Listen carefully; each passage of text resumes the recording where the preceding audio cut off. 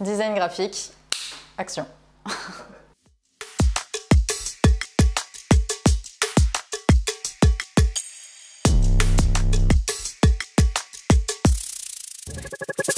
Donc, bonjour, je m'appelle Chouette Emma, j'ai 23 ans. Je suis actuellement étudiante en Bachelor 2 en design graphique à l'ESDAC sur Istres.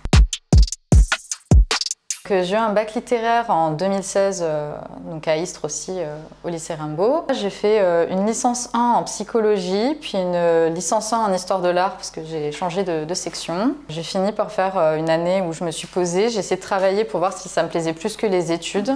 Et donc après, j'ai repris mes études donc à l'ESDAC en venant en première année de design général. Pour rentrer à l'ESDAC, la première chose qu'on m'a dit, c'est qu'il faut obligatoirement avoir un bac. N'importe quel bac suffit pour rentrer. Et après, il y a un entretien de motivation dans lequel on peut ramener quelques-uns de nos dessins. Et de façon générale, après, c'est surtout la motivation qui compte et le fait d'avoir un bac. À l'ESDAC, il y a plusieurs parcours possibles. Donc, on commence par un bachelor donc en 3 ans. Donc, la première année, c'est une année générale où on étudie les 4 modules de design. Donc, le design d'espace, de mode, graphique et design produit. Et donc, c'est à la fin de cette année. Donc, on étudie aussi du dessin et d'autres matières, mais c'est les 4 matières principales que je viens de citer. Et à la fin de l'année, on doit choisir dans quel design on veut se spécialiser. Et à partir de ça, on a 2 années supplémentaires, donc 2 années de bachelor en plus, spécialisées dans ce design. Donc, moi, je choisis le design graphique puisque c'est celui qui m'a le plus plu. Et donc là, cette année, en 2e année, j'ai de l'animation, j'ai du web, de l'infographie, du design graphique, de l'anglais et des matières de dessin aussi axées sur la communication visuelle notamment et sur trouver son style. On a aussi beaucoup de matières de culture parce que y a beaucoup, par exemple, dans la publicité, souvent on s'inspire de tableaux existants.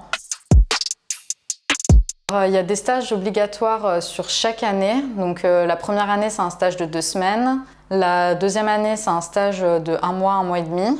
Et en 3e année, je ne sais pas encore parce que j'y suis pas, mais je sais qu'ils ont un stage aussi un peu plus long. Et après ça, quand on a fini donc, le bachelor, on peut choisir d'aller ou non en master en fonction de comment on a envie de faire nos études.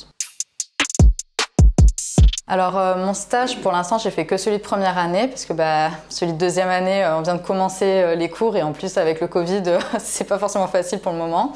Mais en première année, j'ai demandé à ma professeure de design graphique que j'avais, qui était auto-entrepreneuse, si elle pouvait me prendre avec elle en stage, donc elle a accepté. Du coup, ça fait que j'ai passé 2 semaines avec elle dans tous les petits boulots qu'elle a autour du graphisme.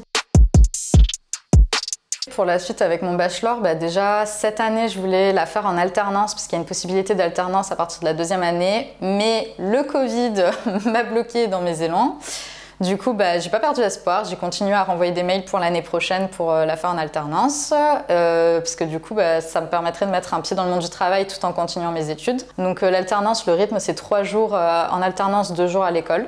Pour les métiers que ça ouvre les portes, déjà la 3e année, il faut qu'on se spécialise soit en print, soit en web. Donc même si on va dans le print, on peut quand même avoir accès aux cours de web, quoi. Ils ne nous ferment pas les portes. Parce que moi, personnellement, j'aimerais aller dans le print, mais je sais que le web se développe de plus en plus. Je me pose plus trop la question. Pour l'instant, je vais prendre mon bachelor et après, on verra où la vie me mène, tout simplement.